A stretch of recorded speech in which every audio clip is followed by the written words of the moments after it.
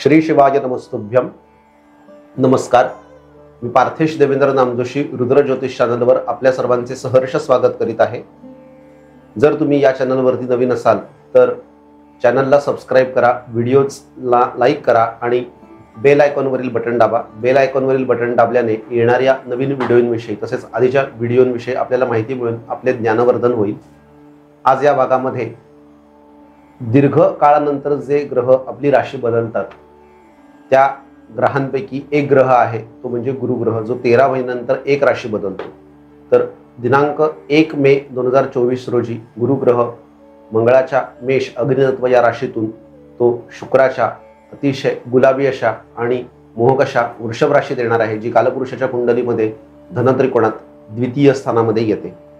आणि तो धनाचा, मुळात आणि कुटुंबाचा, विद्येचा, संततीचा तसेच उच्च ज्ञानाचा कारक ग्रह गुरु हा तिथे धनस्थानामध्येच आपल्या ज्या स्थानाचा तो कारक मानला गेलेला आहे त्या कुटुंब आणि धनस्थानामध्येच येणार आहे.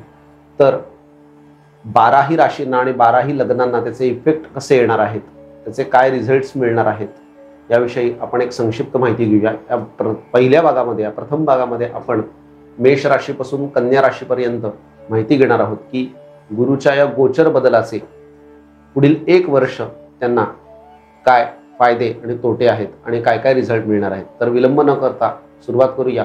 पहिली राशी मेष. ज्या लोकांच्या कुंडलीमध्ये चंद्र हा 1 असा आकडा लिहिलेला आहे त्या ठिकाणी आहे, म्हणजेच मेष राशीत आहे, अथवा ज्यांचे लग्न मेष आहे म्हणजे कुंडलीच्या प्रथम स्थानामध्ये 1 आकडा लिहिला आहे, त्यांच्या धनस्थानातून हे गुरुचे गोचर भ्रमण जाणार आहे. मेष राशीला येणारा गुरु हा दुसरा आहे. दुसरा गुरु हा मेष राशीच्या लोकांना धनाचे आगमन करील, कुटुंबाची अभिवृद्धी करील, कारण गुरु हा प्रसरणाचा कारक ग्रह आहे, तो कुटुंबाची अभिवृद्धी करील. तसेच धनाचे आगमन होईल. धन आगमन होण्यासाठीचे जे रस्ते आहेत, मार्ग आहेत, ते मोकळे करेल. मेष राशीच्या लोकांना आरोग्याविषयी हा गुरु उत्तम फळ देईल, कारण त्याची 5वी दृष्टी 6ष्ठ स्थानावर येणार आहे, 7वी दृष्टी अष्टमावर येणार आहे, म्हणजेच पैतृक संपत्तीमध्ये सुद्धा लाभ करून देईल. आणि दशमावरती कार्यक्षेत्रावरती गुरुची दृष्टी येणार आहे, म्हणजे कार्यक्षेत्राचा विस्तार होईल, बिझनेसचा विस्तार होईल. तसेच कार्यक्षेत्रामध्ये एखादी नवीन उंची गाठण्यामध्ये यशाची प्राप्ती होऊन त्यातून मोठे धन आगमन होण्याची शक्यता हा गुरु निर्माण करेल. गुरु धन देतो ते धन प्रतिष्ठेचे असते, कारण गुरु हा प्रतिष्ठेचा कारक ग्रह आहे, ज्ञानाचा कारक ग्रह आहे, म्हणजेच विस्तार, ज्ञान आणि प्रतिष्ठा या 3 गोष्टींचा तो कारक ग्रह असल्यामुळे गुरुचा पैसा म्हणजे प्रतिष्ठा प्राप्त करून देणे, आणि प्रतिष्ठा जिथे मिळते तिथे आपोआपच त्याच्या मागून संपत्तीही येते असे सूत्र असल्यामुळे गुरु अशा प्रकारे धनाची प्राप्ती करून देतो. तो नैसर्गिक शुभग्रह आहे आणि मेषेला द्वितीयतून जाणार आहे, जे अतिशय उत्तम फळ आहे. ज्या वेळेला गुरुग्रह मेष राशीच्या दुसऱ्या स्थानातून म्हणजेच मेषेला दुसरा होईल आणि ज्यावेळेला तो रोहिणी नक्षत्रातून जाईल त्या कालखंडामध्ये विशेष उत्तम फळे प्राप्त होतील, कारण ते चंद्राचं नक्षत्र आहे आणि चंद्र गुरु मित्रग्रह आहेत, दोन्ही ते शुभग्रह आहेत. म्हणून चंद्राच्या नक्षत्रातून ज्यावेळेला गुरु जाईल त्यावेळेला तर अतिशय उत्तम फलाची प्राप्ती होईल. तसेच मेष राशीच्या अथवा मेष लग्नाच्या जातकांचे विवाहही ठरतील, कारण द्वितीय स्थानावरून आपण कुटुंब अभिवृद्धी आणि कुटुंबाचा विचार करतो. म्हणजेच मेष लग्न अथवा मेष राशीच्या लोकांना षष्ठेश, अष्टमेश आणि द्वादशेश या ग्रहांची दशा नसल्यास मेष राशीच्या लोकांना येणारा गुरु हा विवाह देणारा आहे, कुटुंबामध्ये अभिवृद्धी करेल, तर संततीचा तो कारक असल्यामुळे संततीही देऊ शकेल. अशा प्रकारे मेषाच्या लोकांना या सर्व फळांची प्राप्ती होणार आहे. त्यानंतर मेषानंतर येणारी राशी आहे ती म्हणजे वृषभ, ज्याच्यातून गुरु जाणार आहे.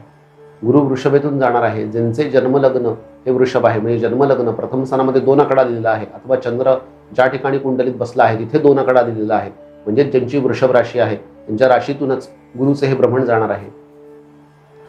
तो शुक्राचा जरी शत्रुग्रह असला तरी कुंडलीमध्ये गुरु हा आता नैसर्गिक शुभ तो ग्रह आहेच, परंतु तो एका शुभ राशीतून जाणार आहे, कारण ती अतिशय सौम्य राशी आहे, गुलाबी राशी आहे वृषभ. तिथून गुरुचं भ्रमण होणार आहे आणि वृषभेतूनच होणार आहे. त्यामुळे वृषभ राशीच्या लोकांचे तो विवाह जुळवून देईल. तसेच पार्टनरशिपच्या व्यवसायातून त्यांना उत्तम प्रकारे भागीदारीतून लाभ होईल. तसेच जे वृषभ राशीचे लोक हे शैक्षणिक क्षेत्रामध्ये कार्यरत आहेत त्यांना शैक्षणिक क्षेत्रातून यशाची प्राप्ती होऊन देईल. तसेच पंचमावरती त्याची दृष्टी असल्यामुळे संतती प्राप्ती होऊ शकेल आणि विदेशागमन होऊन उच्च शिक्षणाचीही प्राप्ती हा गुरु पुढील वर्षामध्ये करून देईल. अशा प्रकारे गुरुचे गोचर भ्रमण वृषभ राशीच्या लोकांनाही उत्तमच आहे. त्यानंतर पुढील येणारी राशी आहे ती म्हणजे मिथुन. मिथुन राशी कालपुरुषाच्या कुंडलीमध्ये मिथुन राशीच्या व्ययस्थानामध्ये म्हणजेच 12व्या स्थानात वृषभ राशी येते. मिथुन राशीच्या विचार करता गुरु हा ग्रह राशीला 12वा होणार आहे. ज्यांचे जन्मलग्न हे मिथुन आहे अथवा जन्मराशी मिथुन आहे, म्हणजे चंद्र जिथे बसला आहे तिथे 3 आकडा आहे अथवा कुंडलीच्या प्रथम स्थानात 3 आकडा आहे आणि त्यावेळेला गुरुचे 1 मे पासून होणारे गोचर भ्रमण हे मिथुन लग्नाला मिथुन राशीला 12वे असणार आहे. 12वा गुरु हा फक्त धार्मिक उन्नतीसाठी अथवा उच्च साधनेसाठी उत्तम सांगितलेला आहे. हा गुरु व्ययस्थानामध्ये असलेला गुरु हा फक्त साधना मार्गात आणि धार्मिक गोष्टींसाठीच उत्तम आहे, अन्य गोष्टींसाठी नाही. तर कोणकोणते फायदे करून देईल? ज्यांचे मिथुन लग्न आहे त्यांचं सप्तमेश व्ययात आणि दशमेश व्ययात जाणार आहे. म्हणजे मिथुन लग्नाच्या जातकांनी आणि मिथुन राशीच्या जातकांनी आपल्या पार्टनरबरोबर वागताना वैचारिक बुद्धिमत्ता उत्तम ठेवून वागावे. कारण पुढील 1 वर्ष त्यांना सांसारिक क्षेत्रामध्ये म्हणजे सांसारिक जो भाग आहे कौटुंबिक भाग आहे त्याच्यामध्ये गुरुच्या या भ्रमणामुळे वादविवाद तंटे निर्माण होण्याची शक्यता आहे. मिथुन राशीच्या लोकांनी पीडाहार मंत्र जो गुरुचा आहे ग्राम ग्रीम ग्रौम सहा गुरवे नमः या मंत्राचा दररोज किमान 5 माळा जप करावा आणि गुरुचे जे दान आहे ते दान द्यावे. गुरुचे कोणते दान आहे? तर गुरुचे दान आहे ते म्हणजे चण्याची डाळ आणि पिवळी वस्त्रे. पिवळ्या सगळ्या जेवढ्या पण गोष्टी आहेत त्याच्यावरती गुरुग्रहाचा अंमल आहे. गुरु ज्ञानाचा कारक आहे. तसेच तो जातीमध्ये ग्रहांच्या जातीमध्ये ब्राह्मण आहे, म्हणजेच ब्राह्मण पूजन करावे आणि ब्राह्मणाला त्या ठिकाणी पिवळे वस्त्र अथवा चण्याची डाळ ही गुरुच्या होऱ्यामध्ये म्हणजेच गुरुवारी सकाळी सूर्योदयापासून पुढे 1 तास ज्यावेळेला गुरुचा होरा आहे त्या गुरुच्या होऱ्यामध्ये मिथुन राशीच्या लोकांनी या सर्व गोष्टींचे दान एखाद्या ब्राह्मणाला, उत्तम ब्राह्मणाला जो आचार संपन्न आहे, शास्त्र संपन्न आहे, अशा उत्तम ब्राह्मणाला दिल्यास त्यांना त्या गोष्टीपासून असा लाभ होईल की गुरुच्या पिढेचा परिहार होईल आणि गुरु हा त्यांना अनुकूल होईल. त्यानंतरची येणारी राशी आहे ती म्हणजे कर्क राशीच्या अथवा कर्क लग्नाच्या 11दश स्थानातून गुरुचे हे गोचर भ्रमण आहे, जे अत्यंत शुभ आहे. कलियुगाचा नियम आहे की कलियुगामध्ये 11दश स्थानामध्ये सर्वच ग्रह हे शुभफळ देतात, कारण ते लाभस्थान आहे, इच्छा आणि मनोकामना पूर्ती होण्याचे स्थान आहे. 11दश स्थानावरून डेली इन्कमचा विचार होतो. म्हणजेच ज्यांच्या कुंडलीत प्रथम स्थानामध्ये 4 आकडा दिलेला आहे अथवा चंद्र जिथे कुंडलीमध्ये स्थित आहे तिथे 4 आकडा दिलेला आहे, म्हणजे ज्यांचे कर्क लग्न आहे अथवा कर्क राशी आहे त्यांना गुरुचे गोचर भ्रमण हे 11वे आहे. हा गुरु संतती देईल, प्रत्येक इच्छित मनोकामना पूर्ण करेल. जर कर्क लग्न अथवा कर्क राशीच्या लोकांना षष्ठेश, अष्टमेश अथवा द्वादशेश या स्थानाच्या अधिपतींची महादशा नसेल तर हा गुरु त्यांच्या प्रत्येक इच्छित कामना परिपूर्ण करेल.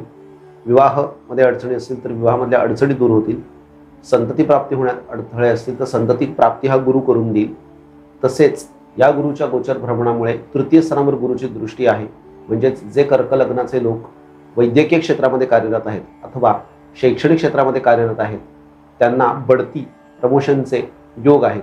तसेच तृतीय स्थानावरती दृष्टी असल्यामुळे छोटे धार्मिक प्रवास, धार्मिक यात्रा घडल्यामुळे सुद्धा हा गुरु भाग्योदय करून देईल, कारण गुरु भाग्याचा कारक आहे. त्यामुळे कर्क राशीच्या लोकांना हे गुरुचे गोचर भ्रमण अत्यंत शुभ आहे. तसेच त्यांच्या पत्रिकेमध्ये गुरुचे भ्रमण 11दश स्थानातून आहे, म्हणजे निश्चितपणे हा गुरु प्रसरणाचा आणि विस्ताराचा कारक असल्यामुळे त्यांच्या आमदनीमध्ये रोजच्या इन्कममध्ये वाढ करेल आणि त्यांना प्रतिष्ठा प्राप्त करून देईल यात संशय नाही. पुढील येणारी राशी आहे ती म्हणजे सिंह. सिंह राशीच्या दशमातून गुरुचे गोचर भ्रमण आहे. दशमस्थानातून जाणारा ग्रह म्हणजे ज्यांच्या कुंडलीमध्ये प्रथम स्थानात 5 आकडा दिलेला आहे अथवा चंद्र जिथे स्थित आहे तिथे 5 आकडा आहे त्या सिंह राशीच्या लोकांना गुरुचे भ्रमण हे 10वे आहे. दशमातून जाणारा हा गुरु नैसर्गिक शुभग्रह त्या ठिकाणी उत्तम फळ देणारा आहे, कारण दशमस्थान हे कार्यक्षेत्राचे आहे आणि गुरुसुद्धा दशमाचा कारक ग्रह आहे. त्याची दृष्टी धनावर येईल, म्हणजे परत एकदा कुटुंब अभिवृद्धी सिंहच्या लोकांची होईल. तसेच धनागमन करेल. का करेल तर त्याची दृष्टी धनावर येईल. षष्ठ स्थानावर येईल, म्हणजे जे सिंह राशीचे लोक ऋण म्हणजे कर्जाचा सामना करत आहेत त्यांचे कर्ज फेडण्यासाठी हा गुरु सहयोग करेल, कारण सिंह राशीचा मालक सूर्य हा त्याचा मित्रग्रह आहे. त्यामुळे गुरु षष्ठावर दृष्टी दिल्यामुळे जुने एखादे दुखणे असेल, मग ते लिव्हर संदर्भात असेल अथवा गॅस्ट्रिक ट्रबल असेल अथवा कोलेस्ट्रॉल असेल, या सर्व बाबतीमध्ये गुरु अथवा डायबेटीसचे जरी असेल तरी गुरु सहकार्य करेल. आणि गुरुच्या या दृष्टीमुळे 2 आणि 6 या स्थानांवर असलेल्या दृष्टीमुळे धनाचे आगमन होईल, कुटुंब अभिवृद्धी होईल आणि षष्ठावरती दृष्टी असल्यामुळे रोगाचे, शत्रूंचे निवारण होईल. तसेच कर्ज फेडण्यासाठी सुद्धा या गुरुची मदत होईल. सिंह राशीच्या लोकांनी द्राम दत्तात्रेयाय नमः या मंत्राचा जप केल्यास चतुर्थ स्थानावरही जो गुरु दृष्टी टाकतो तर मातृसौख्यामध्ये तो सहाय्यक होईल आणि सुखस्थानावरती त्याची दृष्टी असल्यामुळे सुखाची अभिवृद्धी करेल, व ते कोणत्याही प्रकारचे सुख असू दे. म्हणूनच सिंह राशीच्या लोकांनी द्राम दत्तात्रेयाय नमः या मंत्राचा जप केल्यास गुरुचे भ्रमण त्यांना अनुकूल होऊन सर्व फळांची प्राप्ती करून देणारे असेल. त्यानंतरची पुढची राशी येणार आहे ती म्हणजे कन्या. कन्या राशीच्या भाग्यस्थानातून गुरुचे भ्रमण जाणार आहे.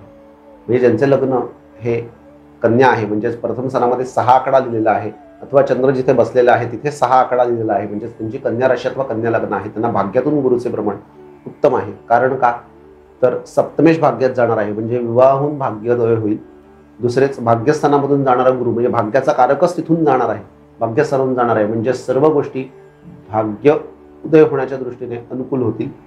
त्याची दृष्टी गुरुची पंचमावर येणार आहे, प्रथमावर येणार आणि तृतीयावर येणार आहे. म्हणजे हा गुरु तब्येतीच्या तक्रारी दूर करेल. तृतीय म्हणजे सहजस्थानावर गुरुची दृष्टी असल्यामुळे जे कन्या राशीचे लोक बँकेमध्ये, पतपेढीमध्ये अथवा कोणत्याही प्रकारच्या आर्थिक वित्तीय संस्थेमध्ये कार्यरत आहेत आणि विशेष करून लेखनाचे काम करतात अथवा कन्सल्टिंग काम करतात, त्यांना त्यांच्या या क्षेत्रामध्ये नक्कीच यशाची प्राप्ती होईल, बढती मिळेल. तसेच जे कन्या राशीचे अथवा कन्या लग्नाचे लोक शैक्षणिक क्षेत्रामध्ये आहेत, म्हणजे शाळा कॉलेजेसवरती आहेत अथवा एखाद्या एज्युकेशनल इन्स्टिट्यूटमध्ये आहेत, तर तिथे त्यांच्या कार्यक्षेत्राचा विस्तार होईल आणि भाग्योदय होईल आणि धनाचे आगमन होईल. अशा प्रकारे पहिल्या या 6 राशींना गुरुचे गोचर भ्रमण जाणार आहे. गुरुचा पीडाहार मंत्र आहे देवानंच ऋषीणांच गुरु कांचन सन्निभम बुद्धिभूतम त्रिलोकेशम तम नमामि बृहस्पती. हा त्याचा पौराणिक पीडाहार मंत्र आहे. या मंत्राचा 19,000 इतक्या संख्येने जर जप केला तर गुरुग्रहाची अनुकूलता निश्चितपणे प्राप्त होईल. मंत्र परत एकदा ऐका. देवानंच ऋषीणांच गुरु कांचन सन्निभम बुद्धिभूतम त्रिलोकेशम तम नमामि बृहस्पतीम. असा गुरुचा जो गोचर प्रवास आहे पुढील 1 वर्ष म्हणजे 13 महिने जो राहणार आहे तो अशा प्रकारे पहिल्या 6 राशींना आहे. विशेषत्वे करून कुंभ राशीमध्ये ज्या वेळेला गुरु जातो त्यावेळेला कुंभमेळा असतो, जो गंगा नदीच्या किनारी असतो. ज्या वेळेला गुरु सिंह राशीतून जातो त्यावेळेला नाशिक या तीर्थक्षेत्री सिंहस्थ असते, त्र्यंबकेश्वर जवळ. आता गुरु ज्या वेळेला वृषभेतून जाणार आहे त्यावेळेला नर्मदा स्थानाचे महत्त्व आहे. म्हणजे ज्यांना ज्यांना गुरु अनुकूल नाहीये, म्हणजे मिथुन राशीला गुरु अनुकूल नाहीये, त्या ठिकाणी सिंह राशीच्या सुद्धा दशमातून जाणार आहे. म्हणजे ज्या राशींना गुरु या 2 राशींना विशेषत्वे करून अनुकूल नाहीये अशा त्या दोन्ही राशीच्या लोकांनी विशेषत्वे करून पहिल्या 4 दिवसामध्ये म्हणजे 1 तारखेला गुरु ग्रह बदलल्यापासून पुढील 4 दिवसामध्ये नर्मदा स्नान करावे आणि नर्मदा स्नानामध्ये पितरांच्या उद्देशाने तर्पण मार्जन करावे आणि तिथे एखाद्या ब्राह्मण व्यक्तीला सत्पात्री दान द्यावे. त्याने गुरुची अनुकूलता पूर्णपणे प्राप्त होईल आणि नर्मदा स्नान केल्याचे पुण्य प्राप्त होऊन पापक्षालन होईल आणि गुरुग्रह अनुकूल राहील. श्री शिवाय नमस्तुभ्यम.